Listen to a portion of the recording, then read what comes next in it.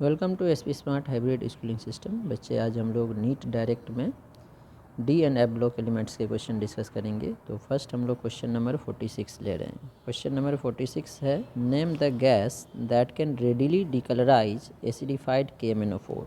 Acidified KMnO4 को कौन decolourise करेगा? KMnO4 का कलर पर्पल होता है, तो KMnO4 से रिएक्शन करके जो कलरलेस सब्सटेंस बनाएगा। तो इसमें जो हमारे पास गैस है CO2 NO2 P2O5, इसे डिकलराइज नहीं कर पाएगा। SO2 डिकलराइज कर देगा, क्योंकि SO2 KMnO4 के साथ रिएक्शन करके खुद ऑक्सीडाइज हो जाता है सल्फ्यूरिक एसिड में और KMnO4 को कन्वर्ट कर देता है Mn2+ दैट इज MnSO4 में, और MnSO4 कलरलेस होता है, तो पर्पल से कलरलेस हो जाएगा, तो आंसर SO2 होगा। अब ये रिएक्शन कैसे होता है, हमारा आंसर तो ऐसे ही आ जाएगा। रिएक्शन के लिए हमने बताया था पहले KMnO4, अगर हम लोग एसिडिक मीडियम, एसिड मान लो सल्फ्यूरिक एसिड ले लेते हैं, तो सल्फ्यूरिक एसिड के साथ हमने बताया था इस तरह से याद रखना, हाफ रिएक्शन पहले K2SO4 MnSO4 ऑक्सीडाइजिंग नेचर के लिए। अब देखो 2 पोटासियम है तो इधर भी 2 लेना पड़ेगा, Mn2 हो गया तो 2 MnSO4। अब देखो यहाँ पे सल्फेट हो गया 2 1 3, तो 3 वाटर। अब 3 वाटर लेंगे तो 3 ऑक्सीजन हुआ, यहाँ 8 ऑक्सीजन था, 5 नेसेंट ऑक्सीजन। SO2 किस में कन्वर्ट हो जाता है? सल्फ्यूरिक एसिड में, H2SO4। तो यहाँ पे H2O लेना पड़ेगा, एक नेसेंट ऑक्सीजन लेना पड़ेगा। अब नेसेंट ऑक्सीजन को बैलेंस करेंगे, इसको 5 से मल्टीप्लाई करेंगे तो ऑक्सीजन कैंसिल, कंप्लीट रिएक्शन हमारे पास आ जाएगा। 2 KMnO4 प्लस 3 सल्फ्यूरिक एसिड यहाँ है और यहाँ 5 सल्फ्यूरिक एसिड है, तो इसको उस साइड कर देंगे तो राइट साइड में 2 सल्फ्यूरिक एसिड बचेगा। ठीक है, और ये कितना हो जाएगा? 5 SO2 प्लस 5 वाटर। अब देखो 5 वाटर इधर है, 3 वाटर इधर है, इसको इधर कर लेते, डायरेक्ट 2 वाटर हो जाएगा। गिव्स K2SO4 2 MnSO4 और वाटर हमने इधर ले ही आया, यहाँ पे कितना बचेगा? 5, 3 माइनस हुआ था तो 2 सल्फ्यूरिक एसिड। तो हम लोग इस तरह से रिएक्शन भी लिख सकते हैं, हमारे बोर्ड में भी काम आता है, बाकी जगह पे भी काम आएगा अगर हमें प्रोडक्ट पूछेगा। नेक्स्ट क्वेश्चन नंबर 47 है हमारे पास, HgCl2I2 both when dissolved in water containing I- the pair of species formed is। बच्चे, जो HgCl2 और I2 दोनों I- से रिएक्शन करना चाहेगा, HgCl2 Hgi4 में कन्वर्ट होता है, Hgi4 2- में, और I2 I- के साथ I3- बनाता है। लेकिन HgCl2 से Hgi4 2- बनने का जो कांस्टेंट होगा, इक्विलिब्रियम कांस्टेंट या फॉर्मेशन कांस्टेंट बोल सकते हैं, ये वेरी हाई होता है, लगभग 10⁻³ के ऑर्डर में होता है, 1.9 × 10⁻³, बहुत ज़्यादा होता है। ठीक है, तो जिसके कारण HgCl2 का I- के साथ रिएक्शन फास्ट होगा। तो HgCl2 I- के साथ 2 स्टेप में रिएक्शन करता है। पहले HgCl2 I- के साथ रिएक्शन करके Hgi2 बनाता है, ये जो है सॉलिड होता है, प्रेसिपिटेट हो जाएगा, 2I- लेना पड़ेगा। फिर ये Hgi2 फिर से I- के साथ रिएक्शन करके Hgi4 बनाता है, Hgi4 2-। ठीक है, तो इस ये बनने की रेट ज़्यादा होगी, इसीलिए इसका आंसर हो जाएगा बी पार्ट, Hgi4-। और I2 जो है I- के साथ कंबाइन करके I3- बनाता है, तो ज़्यादा ये बनेगा, ये कम बनेगा, बनेगा दोनों, तो Hgi4 2- और I3- बनेगा। ठीक है, वैसे हमने आपको बता दिया, अगर अमाउंट पूछता तो, अदरवाइज बनने की टेंडेंसी दोनों की होगी, ये दोनों प्रोडक्ट हमें मिलेंगे। Which one of the following statement is correct when SO2 is pass through acidified K2Cr2O7?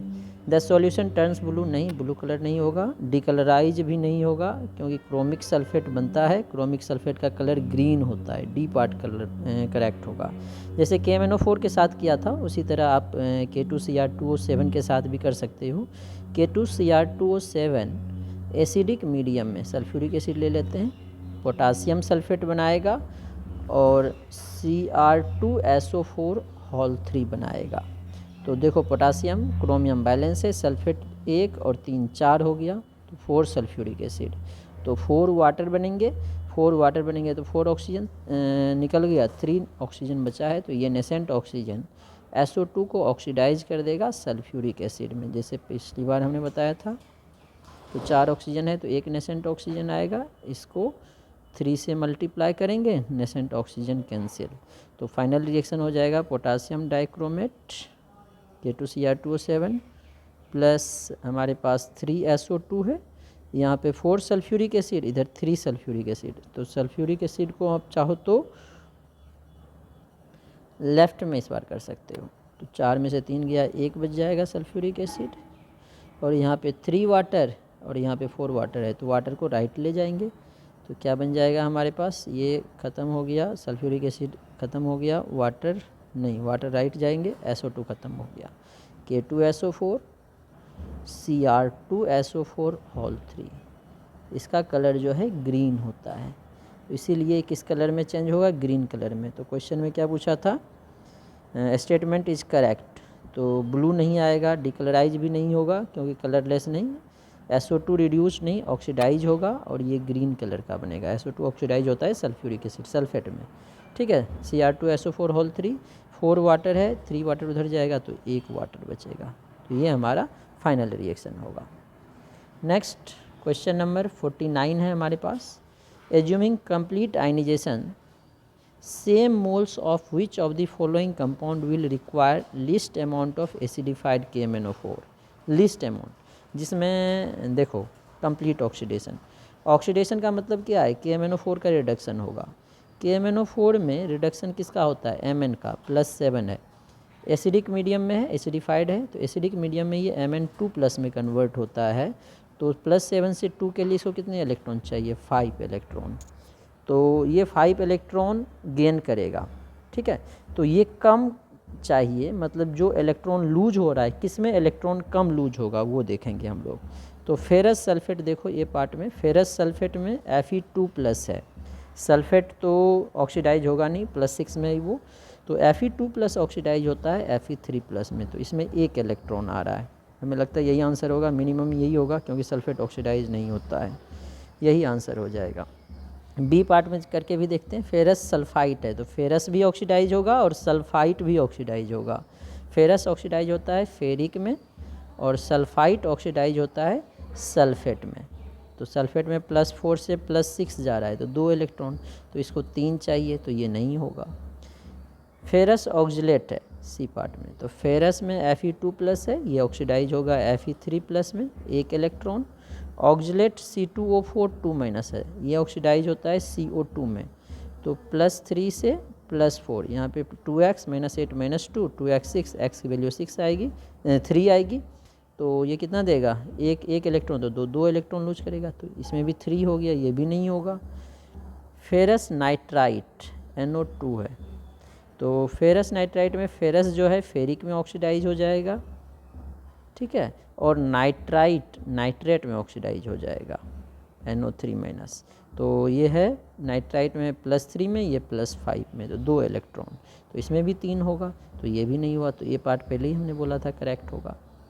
Next question number 50 है हमारे पास, in acidic medium H2O2 changes Cr2O7 2- to CrO5 peroxide में which has 2 peroxide bond, oxidation of Cr in CrO5 +6 है, exceptional case आता है इसका, अगर structure देखोगे वैसे ज़रूरत नहीं है क्योंकि क्वेश्चन में बोल दिया था 2 peroxide है, ठीक है, तो यहाँ पे देखो +2 +1 +1 +1 +1 +6, स्ट्रक्चर से ही पता चल जाएगा, इसके कारण +2 - 2 +1 - 1 +1 - 1 +1 +1 -1 तो +6 आ गया, तो देख के ही पता चल जाएगा। अदरवाइज 2 peroxide है इसमें CrO5 में, तो Cr का मान लो x, 5 ऑक्सीजन है, 2 peroxide मतलब 4 ऑक्सीजन का -1 है, तो 1 ऑक्सीजन का -2, तो x - 4 - 2 = 0, तो x की वैल्यू +6, यहाँ से भी निकाल सकते थे। नेक्स्ट 51 नंबर क्वेश्चन है, KMnO4 with H2O2 in acidic medium, H2O2 को ऑक्सीडाइज कर देता है ऑक्सीजन में KMnO4 एसिडिक मीडियम, मान लो सल्फ्यूरिक एसिड के प्रेजेंस में, अगर हम लोग H2O2 डायरेक्ट रिएक्शन लिखता हूँ, हाफ रिएक्शन इस बार नहीं लिखते हैं, KMnO4 को हमने बोला था पोटासियम सल्फेट में ऑक्सीडाइज कर देगा, पोटासियम सल्फेट में कन्वर्ट होगा, ऑक्सीडेशन यहाँ पे नहीं हो रहा है, सल्फेट में ही है, MnO4 जो है ये रिड्यूस होगा MnSO4 में, और H2O2 कन्वर्ट हो जाता है वाटर एंड ऑक्सीजन में। ठीक है, हमने डायरेक्ट लिख दिया, हाफ रिएक्शन से भी करेंगे तो ऐसा ही होता। तो अब इसका हमें क्या पूछा गया है, एसिडिक मीडियम में क्या आंसर आएगा। तो MnSO4, यहाँ पे Mn देखो, MnSO4 में Mn का +2 है, पहले 7 से 2 रिड्यूस हो गया Mn2 प्लस में, और H2O2 O2 में ऑक्सीडाइज हो गया, तो Mn2 + O2 बी पार्ट में है, तो बी पार्ट करेक्ट होगा। नेक्स्ट 52 नंबर क्वेश्चन है, KMnO4 can be prepared from K2MnO4 as per the reaction. K2MnO4 मतलब मैंगनेट किस में कन्वर्ट हो रहा है, पर मैंगनेट में। ठीक है, the reaction can go completely by removing OH- ions by adding. क्या ऐड करेंगे, तो क्या होगा, reaction can go to completion, क्या ऐड करने से कंप्लीशन की तरफ ये जाएगा। तो बच्चे देखो, इसमें हमारा आंसर जो होगा वो CO2 होगा, क्योंकि CO2 न्यूट्रल है। ये न्यूट्रल क्या करेगा, ये सिर्फ एसिडिक मीडियम को जनरेट करेगा। HCl और SO2 ये रिड्यूसिंग एजेंट है, तो रिड्यूसिंग एजेंट होने के कारण क्या हो जाएगा, ये KMnO4 के साथ रिएक्शन कर लेगा। ठीक है, तो क्वेश्चन में क्या पूछा है कि KMnO4 का प्रिपरेशन करना है, और KMnO4 को हम लोग कंज्यूम करेंगे, इसीलिए HCl और SO2 तो डालेंगे नहीं, KOH तो फिर से OH- दे देगा, इसीलिए CO2 डालेंगे एसिडिक मीडियम के लिए।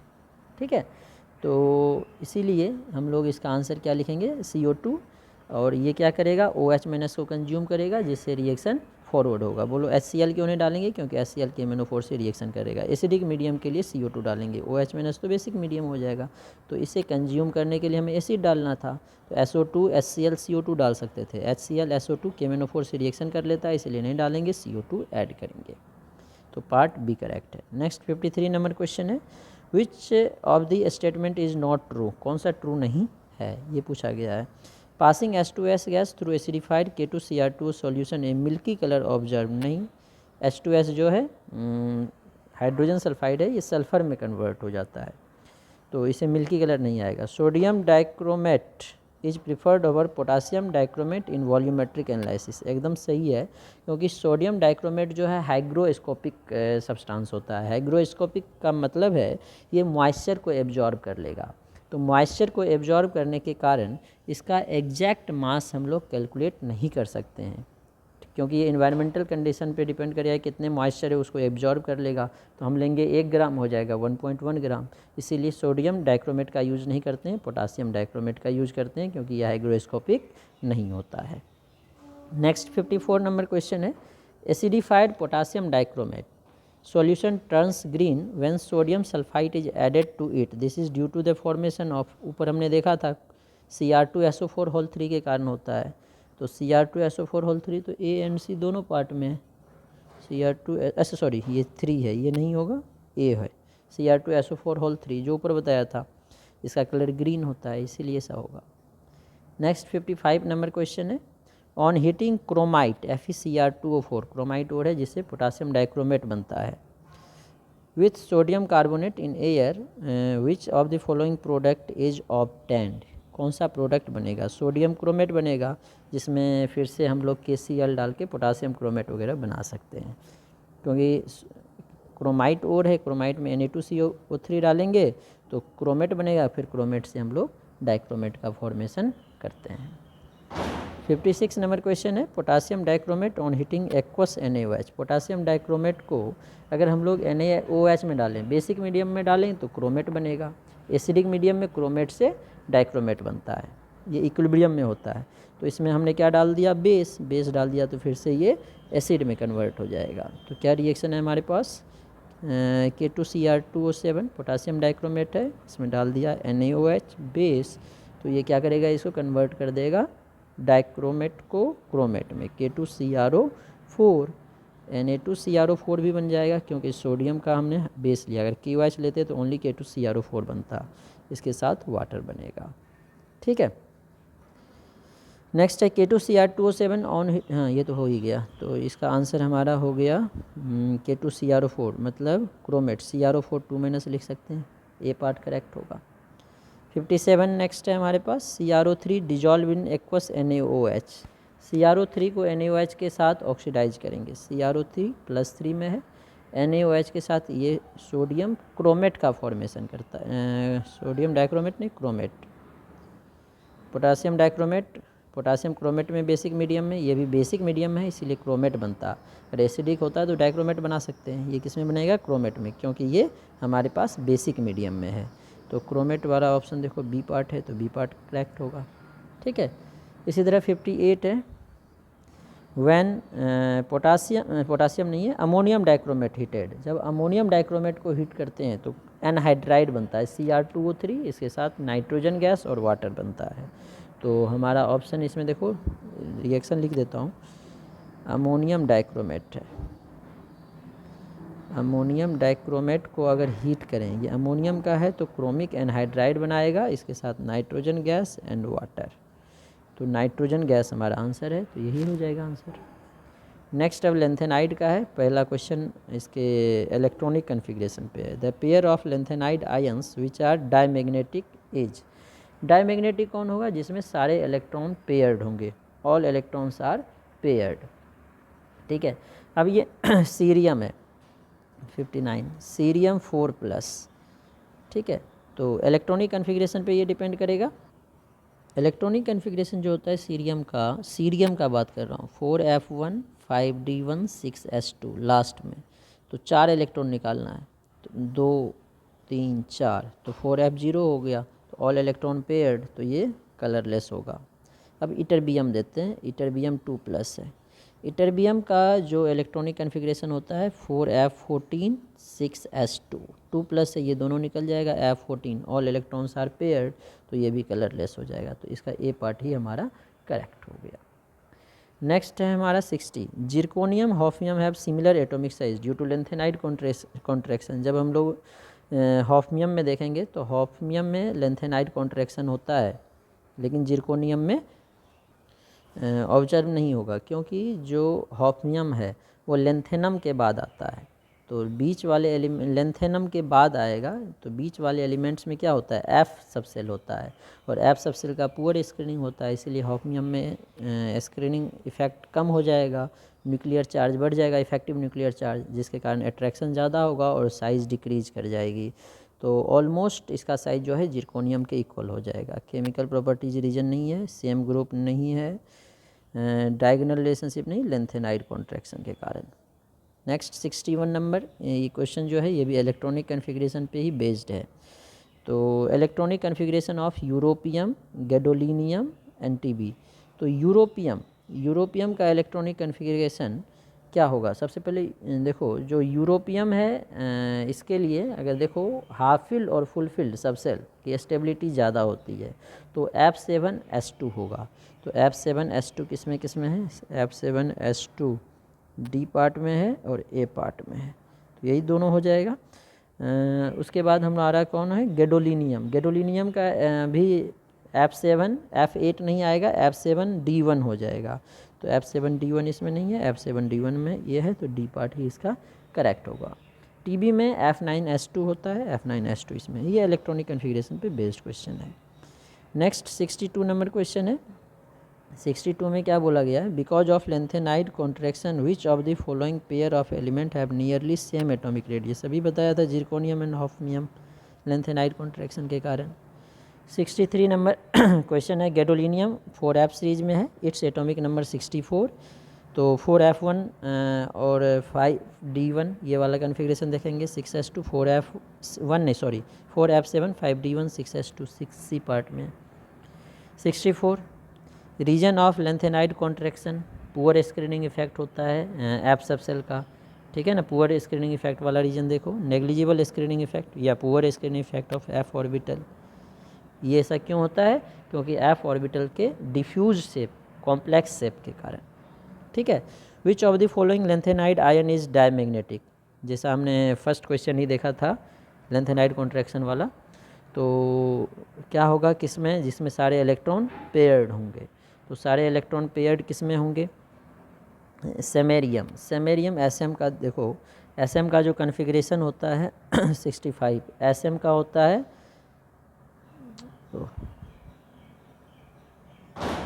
एसएम का कन्फिग्रेशन होता है जेनन के बाद 4f6 6s2, तो 2 प्लस है, अगर ये निकाल भी लेंगे तो F में 7 ऑर्बिटल है, 6 इलेक्ट्रॉन है, तो अनपेयर्ड बचेगा ही बचेगा, नहीं होगा। यूरोपियम, यूरोपियम का इलेक्ट्रॉनिक कन्फिग्रेशन होता है जेनन के बाद 4f7 6s2, इसमें भी अनपेयर्ड इलेक्ट्रॉन बचेगा ही बचेगा, ये भी नहीं होगा। इटरबियम, इटरबियम का होता है जेनन छोड़ ही दो, लिखने की ज़रूरत नहीं है, 4f14 6s2। अब 2 इलेक्ट्रॉन अगर निकाल भी लें तो 4f14, सारे इलेक्ट्रॉन कम्प्लीटली फिल्ड है, तो ये डायमैग्नेटिक होगा, सी पार्ट करेक्ट होगा। ठीक है। Ion will exhibit colour, colour किस में होगा, जिसमें एफ एफ ट्रांजिशन होगा, एफ सब सेल में पार्शियली फिल्ड इलेक्ट्रॉन होगा, कम्प्लीटली फिल्ड नहीं होगा। ठीक है, तो इसमें भी इलेक्ट्रॉनिक कन्फिग्रेशन हमें देखना पड़ेगा। सबसे पहला है लेंथेनम, तो लेंथेनम का जो कन्फिग्रेशन होता है क्या होगा, 5d1 6s2, 3 प्लस है, इसके पहले जेनन है। ठीक है, तो 3 निकाल देंगे तो जेनन हो जाएगा, कम्प्लीटली फिल्ड है, तो इसमें एफ एफ ट्रांजिशन या डी डी ट्रांजिशन नहीं होगा, तो ये जो है कलरलेस होगा। टाइटेनियम है, साइंस टीचर, तो ये ऑर्गन के बाद होगा, 22 है, तो 3d2 4s2, कितना चार्ज है इस पर, 3 प्लस, 3 प्लस चार्ज का मतलब क्या हो गया, 2 यहाँ से 1 यहाँ से, तो 3d1 बचेगा, तो इसमें डी डी ट्रांजिशन होगा, तो ये कलर्ड होगा हमारा। ठीक है, तो यही पूछा ना किसमें कलर्ड होगा, तो यही कलर्ड होगा। लुटेटियम है, लुटेटियम, तो लुटेटियम का क्या होता है कन्फिग्रेशन, 4f14, इसके बाद बोल रहा हूँ जेनन के बाद 5d1 6s2, 3 प्लस है, 2 यहाँ से 1 यहाँ से, कम्प्लीटली फिल्ड है, तो इसमें भी ट्रांजिशन नहीं होगा। एस्केंडियम 21 है, तो ऑर्गन के बाद होगा 3d1 4s2, तो 2 यहाँ से 1 यहाँ से, 3 निकल गया, तो कम्प्लीटली फिल्ड है, तो ये भी नहीं होगा। ठीक है। Which of the following oxidation state is the most common among the lanthanide, lanthanide का कॉमन ऑक्सीडेशन स्टेट +3 होता है, तो ये पार्ट करेक्ट होगा। ठीक है।